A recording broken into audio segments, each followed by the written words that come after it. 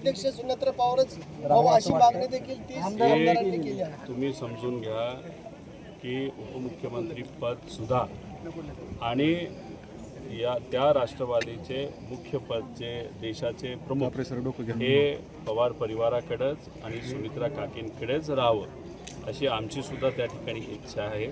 फक्त या गोष्टी आम्हाला या दुःखद काळामध्ये बोलता येत नाही, एवढंच त्यातलं त्या ठिकाणी फरक. आणि लोकप्रतिनिधी हे आमदार असतात. आमदार लोकांच्या आशीर्वादाने मतातून त्या ठिकाणी निवडून येत असतात. त्यांनी ती इच्छा त्यांच्या पक्षामध्ये व्यक्त केली असेल तर 30 हा आकडा मेजॉरिटीचा आकडा आहे. त्याच्याचबरोबर त्यांचे जे सर्व पदाधिकारी आहेत जे मला कळालेलं आहे, ज्याच्यात विविध सेलचे अध्यक्ष असतील, त्यांनीसुद्धा सुमित्रा काकींचंच नाव पुढं केलं असेल. त्यामुळे कुणी किती काय प्रयत्न केले तरी आमदारांचं म्हणणं, परिवाराचं म्हणणं, पदाधिकाऱ्यांचं म्हणणं आणि लोकांचं, महाराष्ट्रात तमाम लोकांचं म्हणणं हे कुणीही डावलणार नाही.